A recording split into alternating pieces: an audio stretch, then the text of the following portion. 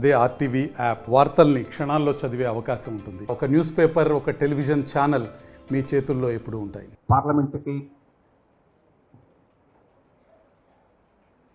ఎన్నికలు జరుగుతున్న ఈ దేశంలో గత 10 సంవత్సరాల నుంచి అధికారంలో ఉన్న బీజేపీ ఎన్డీఏ ప్రభుత్వం మోడీ నాయకత్వాన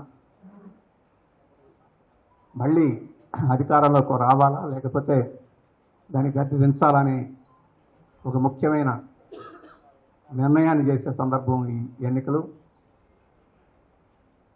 ఈ ఎన్నికల్లో ఒక ప్రధానమైన రాజకీయ భూమికని నిర్వహించాలని చెప్పేసి భారత కమ్యూనిస్ట్ పార్టీ మార్క్సిస్టు ఇప్పటికే నిర్ణయం చేసింది.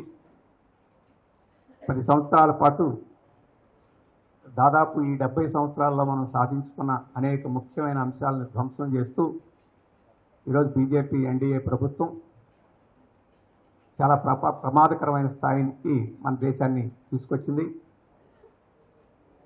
మళ్ళీ అటువంటి పార్టీ, అటువంటి కూటమి మళ్ళీ అధికారంలోకి వస్తే భారతదేశం యొక్క రాజ్య స్వభావమే పూర్తిగా మారిపోద్ది. భారతదేశంలో మన రాజ్యాంగం ప్రతిపాదించిన మౌలిక విధానాలు ఏవైతే ఉన్నాయో, ప్రజాస్వామ్యం, లౌకికవాదం, ఫెడరలిజం, సామాజిక న్యాయం, దేశ స్వావలంబన, ఈ 5 పునాదులు పెకలించి వేయబడతాయి. ఇటువంటి నేపథ్యంలో మళ్ళీ ఈ కూటమి అధికారానికి రాకుండా మనం చేయగలిగిన కృషి అంతా చేయాలి అని చెప్పేసి భారత కమ్యూనిస్ట్ పార్టీ మార్క్సిస్టు నిర్ణయించింది. ఆ రాజకీయ లక్ష్యంతో ఈరోజు ఈ ఎన్నికల్లో భారత కమ్యూనిస్ట్ పార్టీ మార్క్సిస్టు పాల్గొంటుంది. ఇప్పుడు దేశమంతా ఈ ఎన్నికలు జరుగుతున్న తీరు, చర్చనీయాంశాలుగా ఉన్న ప్రధానమైన అంశాలు ఇవన్నీ మనం చూస్తే ఈ లక్ష్యాన్ని సాధించేదానికి క్రమక్రమేణ సానుకూలమైన పరిస్థితులు పెరుగుతున్నాయని చెప్పేసి మనం అర్థం చేసుకోవచ్చు. కానీ మోడీ గారు, బీజేపీ, వారి అనుయాయులుగా ఉన్న కార్పొరేట్ మీడియా, ఇంకా మేధావులు వారందరూ దేశంలో ఒక వాతావరణాన్ని, కృత్రిమ వాతావరణాన్ని సృష్టించాలని చెప్పేసి ప్రయత్నం చేస్తున్నాయి.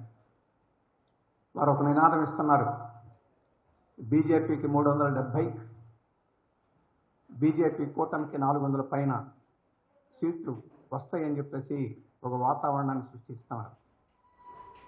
దానికి తగ్గట్టుగానే ఈ మధ్య కార్పొరేట్ మీడియా సంస్థలు కొన్ని మేము సర్వేలు నిర్వహించామని చెప్పేసి వారు కూడా సర్వేలన్నీ ప్రకటించారు. మోడీ గారు చెప్పినంతే కాదు, అంతకన్నా ఎక్కువే వారికి వస్తాయని చెప్పేసి అవి కూడా ఆ సర్వేలలో చెప్తూ ఉన్నాయి. India today, times now, CNN, రకరకాల సంస్థల పేరుతోటి. ఇవన్నీ ప్రధానంగా దేశంలో ఉండే పెద్ద పెద్ద కార్పొరేట్ సంస్థల్లో ఆధీనంలో ఉండే మీడియా సంస్థలు. దాంతోపాటు బీజేపీ వారు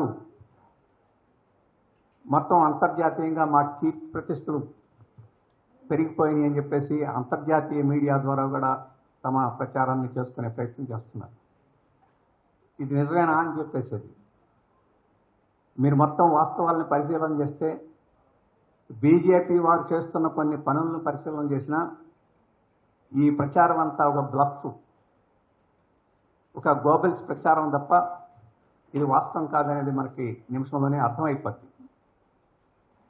ఈ ఓదర కొట్టి కొట్టి కొట్టి మీడియాలో విస్తారంగా ప్రచారం చేసుకుంటే లేనిది కూడా ఉన్నట్టుగా నమ్మి ప్రజలు తమ ఓట్లు వేసి ఏమైనా గెలుస్తామేమో అని చెప్పేసి ఒక ఆశతో ఈరోజు బీజేపీ వ్యవహరిస్తున్నట్టుగా మనకు కనపడుతుంది.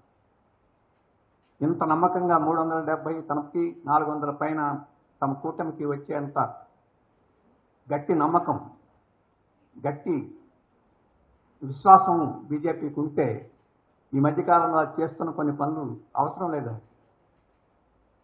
మొదటిది, బీజేపీ వారు అంత నమ్మకం ఉంటే మొత్తం దేశంలో ఉండే రాజకీయ పార్టీల ప్రముఖ వ్యక్తుల మీద ఈరోజు ఏదో ఒక కేసు పెట్టి, ఏదో ఒక వంక పెట్టి భయపెట్టడం, అరెస్టులు చేయడము, జైలుకు పంపడము ఈరోజు చేస్తూ ఉంది.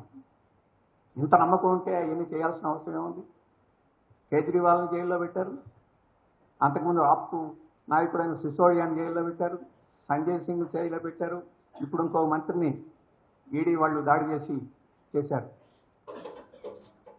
అంత నమ్మకం ఉంటే ఆ రకంగా చేయాల్సిన అవసరం ఉంది. సోరెన్ జార్ఖండ్ ముఖ్యమంత్రిని కూడా తీసుకెళ్ళి జైల్లో పెట్టారు.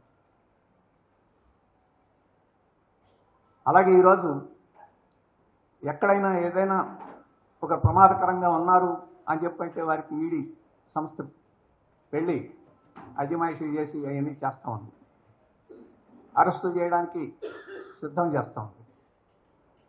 ఎందుకంటే ఈ రాజకీయ ప్రచార కార్యక్రమంలో ఉధృతంగా వీళ్ళందరినీ పాల్గొకుండా బయట పెట్టి వాళ్ళందరికీ రాజకీయంగా దూరంగా ఉంచితే తప్ప ప్రజలు తమకు ఓటేయరు. వీరందరూ జనంలో తిరిగితే మాత్రం తమకి ప్రతికూల ఫలితాలు వస్తాయని భయంతో ఈ రకంగా చేస్తారు. లేదు నిజంగానే నేరం చేశారు అనుకున్నాం, నిజంగానే అవినీతి పరులు అని చెప్పేసి మాట వరుసకి అనుకున్నా. ఏమి ఎన్నికలు అంత తొందర అయిందా? ఎన్నికల తర్వాత అంత గట్టిగా 400 సీట్లు పైసలకు గెలుస్తాం అనుకున్న వాళ్ళు ఎన్నికల తర్వాత కాగి వీళ్ళందరినీ అరెస్టులు చేయొచ్చుగా, వీళ్ళందరి మీద విచారణ చేయొచ్చుగా. ఎన్నికల ముంగటే ఎందుకు చేయాల్సిన అవసరం వచ్చింది? మన పార్టీ నాయకుడు అంతకుముందు మన కేరళ ప్రభుత్వంలో ఆర్థిక శాఖ మంత్రిగా ఉన్న థామస్ ఐజాక్ ఇప్పుడు ఆయన ఒక పార్లమెంట్ సభ్యుడుగా పోటీ చేస్తున్నాడు.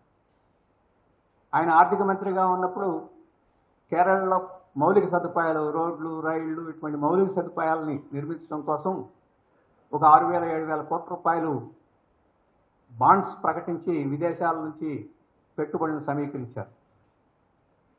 వాటిని పాపులర్గా మసాలా బాండ్స్ అంటారు. వాటిని విక్రయించి ఆ 7,000 కోట్లు తీసుకొచ్చి అనేక మౌలిక సదుపాయాలను వాటన్నిటిని విదేశాల నుంచి నిధులు తీసుకురావాలంటే నేరుగా తీసుకురావడం సాధ్యం కాదు, ఆర్బీఐ ద్వారానే రావాలి. ఆర్బీఐ ఒప్పుకుంటేనే వస్తుంది. ఆ రకంగా ఒప్పుకున్న తర్వాతే మాకు ఆ నిధులు వచ్చింది. ఇప్పుడు దాన్ని విదేశీ నిధులు సమీకరించే చట్టానికి భిన్నంగా థామస్ ఐజాక్ చేశాడు కాబట్టి నేను విచారణ చేయాలా నా ఆఫీసుకు రమ్మని ఈడీ నోటీస్ ఇచ్చింది. ఇది ఎన్నాళ్ళ సంగతి? 10 ఏళ్ల నుంచి ప్రధాన అధికారంలో ఉన్నాడు. అందుకనే ఆయన కోర్టుకు వెళ్ళాడు. నేను ఎన్నికల పోరాటం చేస్తున్నాను, ఈ పోరాటాన్ని వమ్ము చేయడం కోసం నన్ను పిలుస్తున్నారు తప్ప ఇంకోటి ఏం కాదు. అందుకని నాకు ఇది రద్దు చేయండి అని చెప్పి కోర్టుకు వెళ్తే కోర్టు చెప్పి ఏమంత తొందర వచ్చింది నీకు? ఎన్నికల తర్వాత విచారణ చేసుకోవచ్చుగా. ఎన్నికల్లో పాల్గొంటుంటే ఆ ఎన్నికల్ని నువ్వు బలహీనం చేయడానికి తప్ప ఇంకోటి కాదని చెప్పేసి కోర్టు ఎన్నికల తర్వాతనే వస్తాడు, ఇప్పుడు అక్కర్లేదని చెప్పేసి కోర్టు తీర్పిచ్చింది. అంటే ఇటువంటి ముఖ్య నేతలందరినీ ఒక మన పార్టీ కాదు, కాంగ్రెస్ పార్టీ చూడండి, ఇప్పుడు 1,700 కోట్ల రూపాయలు పెనాల్టీ వేసి ఇప్పుడు వెంటనే కట్టండి అని చెప్పేసి కాంగ్రెస్ పార్టీకి చెప్పారు. నువ్వు మీ ఖాతాల్లో ఉండే డబ్బులన్నింటినీ ఎలక్షన్ కమిషన్ ఖాతాల్లోకి లెక్కలు చెప్పలేదు కాబట్టి దానికి పెనాల్టీ మీద వేసి 2014 సంవత్సరాల నుంచి పెనాల్టీలు వేసి ఇప్పుడు 1,700 కోట్లు కట్టాలని చెప్పి చెప్పింది. మన పార్టీకి కూడా కేరళలో ఉండే ఒక శాఖ, పార్టీ గ్రామ శాఖ, తన అకౌంట్ నంబరు తోటి ఒక అకౌంట్ ఉంది. ఆ అకౌంట్ నంబర్ని వాటిని మీ లెక్కల్లో రాయలేదు కాబట్టి దాంట్లో ₹1 కోటి ఉన్నాయి కాబట్టి మీరు 16 కోట్లు కట్టాలని మనకు పెనాల్టీ వేశారు. మన పార్టీ కోర్టుకు వెళ్ళింది, ఇది అన్యాయం, అక్రమం అని చెప్పంటే కోర్టు స్టే ఇచ్చింది. ఇలా చెప్పుకుంటూ పోతే ఇప్పుడు నేను 2-3 రోజుల నుంచి పేపర్లు వస్తున్నాయి. ముఖ్యంగా మన తెలుగు ఇంగ్లీష్ పేపర్ల కన్నా తెలుగు పేపర్లు రాశారు. సిపిఎంకి 100 అకౌంట్లు, 100 ఆస్తులు అని చెప్పేసే పత్రలో. ఇవన్నీ ఎన్నికలకు ముందే ఎందుకు జ్ఞాపకం వచ్చింది? ఇవన్నీ అవినీతి అయితే వీళ్ళ మీద యాక్షన్ తీసుకోవడానికి ఈ పార్టీకి, ప్రభుత్వానికి ఏమి లేదా అని. అందుకని ఈ చర్యలన్నీ చూస్తే బీజేపీ, ఎన్డీఏ పూర్తిగా అభద్రతా భావంలో పడిపోయిందని చెప్పేసి మనకు స్పష్టంగా అర్థమవుద్ది. మరిన్ని వీడియోస్ కోసం ఛానల్ ని సబ్స్క్రైబ్ చేయండి, లేటెస్ట్ అప్డేట్స్ కోసం వాట్సాప్ ఛానల్ ని ఫాలో చేయండి అండ్ లింక్ డిస్క్రిప్షన్ లో ఉంది.